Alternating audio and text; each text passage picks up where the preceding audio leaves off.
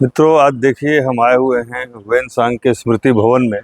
Xuanzang जो कि अपने समय का ही नहीं, पूरे सार्वकालिक मानव इतिहास का सबसे बड़ा यात्री यदि किसी को कहा जाएगा, सबसे बड़ा इतिहासकार यदि किसी को कहा जाएगा, सबसे बड़ा अन्वेषक किसी को कहा जाएगा, सबसे बड़ा घुमक्कड़ किसी को कहा जाएगा और सबसे अधिक साहसी शौर्यवान विद्वान किसी को कहा जाएगा यदि हमारे यहाँ आने वाले यात्रियों में, तो वह सबसे बड़ा व्यक्ति वेनसांग था। इसमें कोई डाउट नहीं है। और एक बार आप पूरे तरीके से दिखाइए, भारत सरकार ने ये 1957 से ही इसके निर्माण की शुरुआत हो गई थी। पंचशील की जो संकल्पना आई चाउ एन लाई और हमारे माननीय प्रधानमंत्री नेहरू जी के समय, तो इसकी संकल्पना आई थी कि वेनसांग को उसके कार्यों के अनुरूप एक बेहतर यहाँ पर मुकाम दिया जाए और उसी के संदर्भ में इसकी स्थापना हुई। लेकिन अभी नौ नालंदा महाविहार के निर्माण के समय इसको और भी आधुनिकीकरण किया गया और आप देख सकते हैं कि कितना शानदार, कितना भव्य तरीके से वेनसांग के एक एक बात को यहाँ दिखाया गया है। उसकी पूरी यात्रा विवरण को दिखाया गया है, किन किन संकटों का सामना करना पड़ा वह दिखाया गया और उनके तमाम जीवन में जुड़े हुए लोगों का भी यहाँ पर तैलचित्र भी बनाया गया। देखिए, यह शीलभद्र जी का तैलचित्र है और वेनसांग के चित्र भी बने हुए हैं। वेनसांग ने सूत्रों का अनुवाद किया, तमाम काम किए। तो हम लोग कोशिश करेंगे कि वेनसांग के जीवन वृत्त को उन्हीं के स्मृति भवन में जाने और समझने का प्रयास करें। आप इधर भी देख सकते हैं आदमकद प्रतिमा है वेनसांग की और यह शानदार स्मृति भवन नालंदा में स्थित है जहां आज हम आए हैं। और आप एक चीज़ देखिए यहाँ गौर से, तो यह कहानी अपने आप में बहुत बड़ी है। आप ध्यान से देखिए, travels of Xuanzang, distance of 50,000 kilometre covered in the period of 17 years. आप इसमें अच्छे से समझ पाएंगे, ये उन स्थानों का विवरण है जिन जिन स्थानों पर वेनसांग गए थे। यदि ऊपर से नीचे तरफ आप दिखाएं तो आप ध्यान से समझ पाएंगे।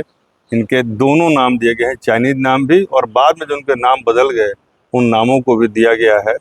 और उससे आप समझ सकते हैं कि यह छंगन जो जगह है वहाँ से शुरू करके और लास्ट में आप देख रहे हैं कि यह मोनेस्ट्री का नाम दिया गया है। और इसके ऊपर में आप देखें तो कुशीनगर भी है, लुम्बिनी भी है, इसमें कश्मीर भी है, श्रावस्ती भी है, तमाम जगहों पर जहाँ। तो आप रूट मैप भी देख सकते हैं कि यह वेनसांग का भारत में यात्रा का मैप है।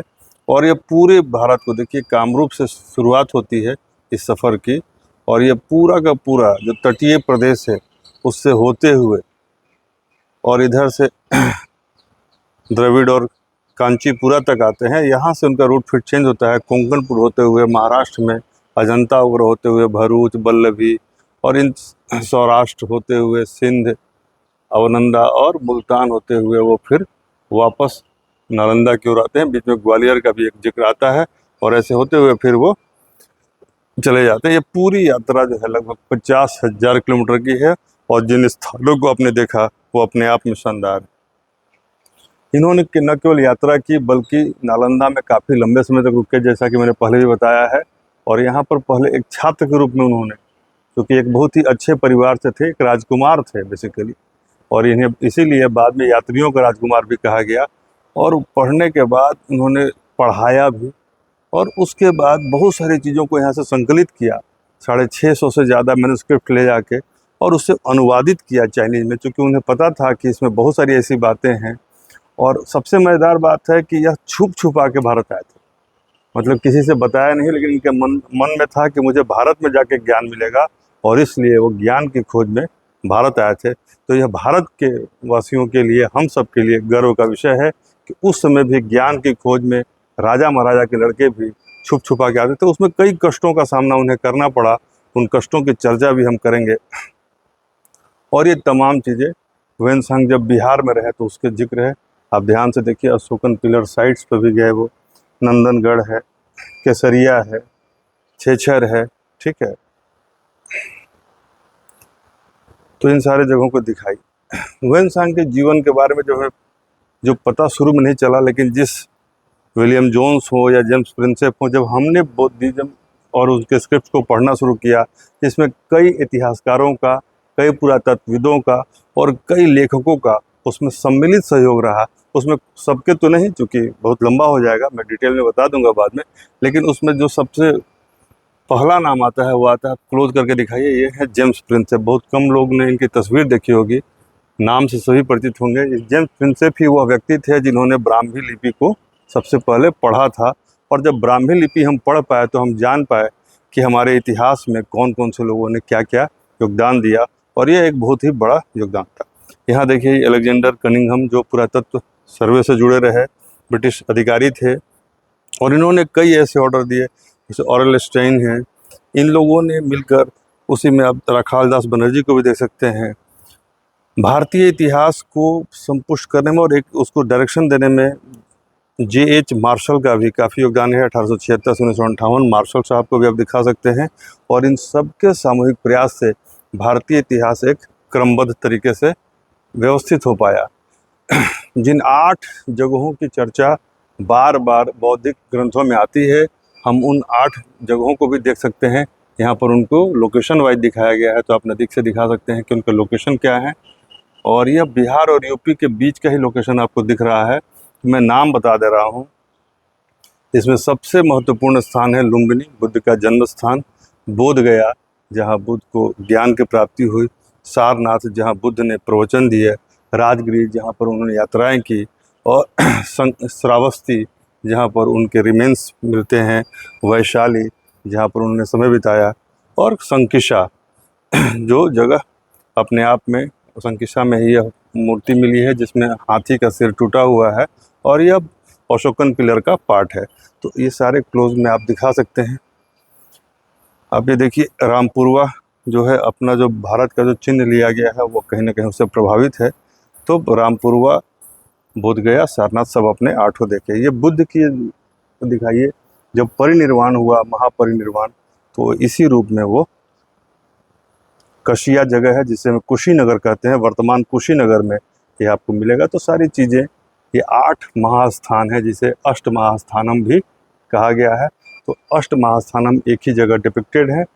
और यह यात्रा का मार्ग में जो महत्वपूर्ण जगह हैं, जो ह्वेनसांग की यात्रा में, उन सब का नाम है, जैसे कामरूप, गया, उज्जैन, कांचीपुर, नर्मदा, मथुरा, और तमाम जैसे बामियान, कश्मीर, खोटन, समरकंद, और ये सब। चूँकि चाइनीज़ ये जिस रास्ते से आए वो ज़मीनी रास्ता था, और ज़मीनी रास्ते से आना आसान नहीं था। मैं आगे बताऊंगा उन्हें किन किन समस्याओं का सामना करना पड़ा।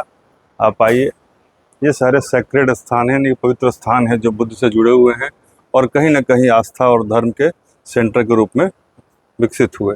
आप क्लोजअप करके दिखा सकते हैं। आइए इधर।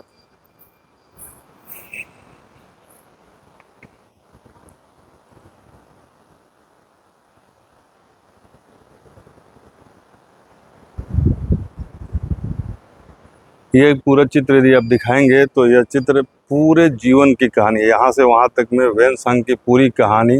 यह चीन से ही बनकर सब कुछ आया हुआ है जैसा प्रतीत होता है, और इसमें पूरा जीवन वृत्त है। जैसे ह्वेनसांग के बारे में लोग जानना चाहेंगे, उनका जन्म कब हुआ था, तो 600 ईस्वी में एक बुद्धिजीवी परिवार में उनका जन्म हुआ था। ह्वेनसांग का जन्म, Hiuen Tsang was born in an intellectual family in 600 AD। और विशिष्ट व्यक्तियों हैं जिन उनका जीवन का जो लक्ष्य था वह एक भारत और चीन के बारे में नहीं, उनका एक अनुवादक के रूप में, दार्शनिक के रूप में, अन्वेषक के रूप में और इतिहासकार के रूप में उनका जीवन का लक्ष्य पूरा हुआ, और उन्होंने कई कार्य किए। 17 वर्ष यात्रा करना, और गुप्त रूप से अकेले ही वो निकल गए थे। 17 वर्ष तक उन्होंने पूरे भारत का चक्कर लगाया, और बिना किसी को बताए भारत में ज्ञान की खोज में आए। उसका वर्णन भी है। बौद्ध भिक्षु बने, उसकी बात है। उन्होंने चीन में सिचुआन प्रांत में दीक्षा ग्रहण की, उसका जिक्र और डिपिक्शन है यहाँ पर। 622 ईस्वी में ह्वेनसांग उनके बड़े भाई और चेन परिवार के 2 प्रमुख व्यक्तियों के रूप में पहचाने जाने लगे। मतलब कि उनके बड़े भाई को भी और उनको भी परिवार के प्रमुख व्यक्ति माना जाने लगा। 627 ईस्वी में ह्वेनसांग ने बौद्ध धर्म के अध्ययन के लिए चीन से प्रस्थान किया। ये 627 एक महत्वपूर्ण वर्ष है जब वो वहाँ से निकले भारत आने के लिए। लेकिन यह रास्ता इतना आसान नहीं था, वो धीरे धीरे अराल सागर तक पहुँच गए। अराल सागर पहुँचने के बाद जो उज्बेकिस्तान के आसपास है, उन्होंने जब पहाड़ उनको दिखे तो पहाड़ बर्फ़ से ढके थे। एक तो सागर, ठंडा प्रदेश, पहाड़ी प्रदेश और पहाड़ों पर भी बर्फ़। सोचिए क्या मानसिकता रही होगी इस व्यक्ति की कि उन्होंने उस पहाड़ को भी पार किया, सागर को भी पार किया, और कैसे कैसे करके एक समय तो ऐसा आया कि उनको ना कुछ खाने को मिलता था, ना कुछ पीने को मिलता था। तो वो लिखा है, आप दिखाइए, रेगिस्तान में अपना, चूँकि वहाँ पे ठंडे मरुस्थल भी हुआ करते थे, गर्म मरुस्थल भी, तो ह्वेनसांग रेगिस्तान में अपना पथ भूलकर भूखे प्यास भटकते रहे। लेकिन अफ़गानिस्तान भी पहुँचे, और जो बामियान की विशालकाय बुद्ध प्रतिमाओं की चर्चा आजकल होती है, जिसे बाद में तालिबान ने तोपों से उड़ा दिया था, उस बामियान की प्रतिमा का जिक्र ह्वेनसांग ने अपने संस्मरणों में किया है। लेकिन अंततः वो 631 में उत्तरी भारत में प्रवेश हो गए और बोध गया पहुँचे। फिर उसके बाद नालंदा में उनका हार्दिक स्वागत हुआ, उसका जिक्र यहाँ पर है। देखिए ये उनका स्वागत हो रहा है ह्वेनसांग का। आगे चलकर उनको न केवल भिक्षुओं ने बल्कि गृहस्थों ने भी अपनाया। ये गृहस्थों के चित्र है, ये भिक्षुओं का चित्र है। तो यह दिखाया गया कि उन्हें न केवल भिक्षुओं ने, बल्कि देखिए ये नर्तकियाँ हैं, ये गांव के लोग हैं जो कि उनका स्वागत कर रहे हैं ढोल मजीरे के साथ। तो इस चीज़ को दर्शाता हुआ यह पूरा का पूरा डिपिक्शन है। और ह्वेनसांग अब भारत आ चुके थे और भारत में उन्होंने अपना सफ़र शुरू कर दिया था। उसी ह्वेनसांग के यह सेंट्रली आदमकद प्रतिमा है। और आइए इनके जीवन के अगले पार्ट को हम भित्ति चित्र के माध्यम से समझने का प्रयास करते हैं। यह भित्ति चित्र यहाँ पर अगले खंड में जाता है। तो अभी तक आपने देखा कि कैसे वो गुप्त रूप से निकले, कैसे उन्होंने अरल सागर उज्बेकिस्तान में संघर्ष किया, जंगलों में भूखे प्यासे रहे, और लेकिन भारत पहुँचे तो भारत में उन्होंने लगभग पूरे भारत का उन्होंने दौरा किया, जैसा कि मैंने पहले बताया। और उसको उस समय भारत को 5 प्रांतों में बांटा गया था, तो 5 प्रांतों का इन्होंने लगभग भ्रमण किया। अब इन्होंने, इसका 2 खंड था, एक ज्ञान का खंड और एक ज्ञान देने का खंड। पहले इन्होंने ज्ञान अर्जित किया, उसके बाद इन्होंने वाद विवाद शुरू किया, यानी कि डिबेट्स होते थे, इंटेलेक्चुअल डिबेट्स। उसमें इन्होंने कई लोगों को पराजित किया। उन्होंने भारत में बौद्ध संप्रदाय के अनेक शाखाओं के बीच में जो मतभेद होते थे उनको शांत करने के लिए बौद्ध सूत्रों का उनको उपदेश दिया। इन्होंने अजंता की गुफाओं का भ्रमण किया। इन्होंने अनुवादक जयसेन से भेंट की और अनुवाद के गुर सीखे, चूँकि इनके योजना में था कि मुझे बहुत सारी चीज़ों का अनुवाद करना है। तो कई बार ये पूछा जाता है कि किन्होंने इन अनुवाद का गुर सिखाया, तो वह अनुवादक जयसेन थे। उसके बाद चीनी संस्कृति को भारत में प्रसारित करते हुए उन्होंने एक नृत्य से भी परिचित कराया, जिस नृत्य का नाम है विजय नृत्य। तो ह्वेनसांग एक नर्तक भी थे और विजय नृत्य करते थे, यह भी एक बहुत अच्छे इन्फॉर्मेशन है। एक समय की बात है 641 में ह्वेनसांग ने 18 दिन तक वाद विवाद किया, और 18 दिन के वाद विवाद में वो पूर्ण रूप से विजयी हुए। जितनी बातों पर चर्चाएं हुई, सब में अंतिम रूप से ह्वेनसांग को ही विजयी माना गया। 641 के कुंभ मेला का जिक्र है यहाँ पर। ये देखिए कुंभ मेला लगा हुआ है, उसका जिक्र है। सिंधु नदी को पार करने में उनका नाव पलट गया था, उसका देखिए यहाँ पर वर्णन दिखाया गया है कि कैसे उनका नाव पलट गया, और इससे उनके कुछ महत्वपूर्ण सूत्र खो गए, अदरवाइज और भी कुछ इन्फॉर्मेशन वो दे पाते। फिर वो भारत से विदाई लेते हैं, चीन की ओर जाते हैं, और चीन में छंगान प्रांत में उनका अभिनंदन किया जाता है। ह्वेनसांग ने बौद्ध सूत्र जो यहाँ से ले गए थे उसको अनुवाद करने का काम शुरू किया। 650 से ज़्यादा बौद्ध सूत्र थे, और थांग वंश के राजा थाईचुंग को योगाचार भूमिशास्त्र सिखाया, उसका यह पूरा का पूरा चित्र है। चित्र के माध्यम से रिप्रेजेंटेशन किया गया है। और ह्वेनसांग ने थांग वंश के राजा थाईचुंग से कई बार भेंट की, और राजा ने ह्वेनसांग को लिखित थांग वंश के महान धर्म नामक पुस्तक के लिए प्राकथन भी लिखा था। उन्होंने थांग वंश का महान धर्म का जो किताब लिखी, उसका प्राकथन राजा ने लिखा था। आगे चल के वो थोड़ा सा महाप्रज्ञा परिमिता, जिसका श्रेय दिया जाता है उनको, तो महाप्रज्ञा परिमिता के अनुवाद का कार्य समाप्ति तक काफ़ी थक गए थे, क्योंकि बहुत बड़ी किताब है, दर्शन की किताब महाप्रज्ञा परिमिता। और बाद में उन्होंने अनुवाद का कार्य संभाला, दिन रात कड़ी मेहनत की, और अंततः जो last but not the least 664 ईस्वी में युहुया प्रांत के महल में पूजनीय ह्वेनसांग का शांतिपूर्वक निधन हो गया और उसका यह वर्णन यहाँ पर देखने को मिलता है। यही ह्वेनसांग है जिनका शांतिपूर्वक निधन 664 ईस्वी में हुआ और एक यात्री, एक इतिहासकार, एक अन्वेषक, एक दृष्टा और एक कालजयी पुरुष इनको काल के गाल में जाना पड़ा।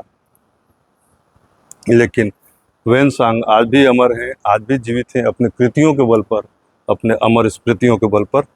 तो आप सब एक बार ज़रूर इस ह्वेनसांग के स्मृति भवन में आएँ और उनके इस विवरण से, क्योंकि जब तक आप यहाँ आएंगे नहीं, यहाँ देखेंगे नहीं, समझेंगे नहीं, आप नहीं फील कर सकते हैं कि एग्जैक्टली उस व्यक्ति ने क्या किया। 17 साल में 50,000 किलोमीटर चलना सामान्य बात नहीं है।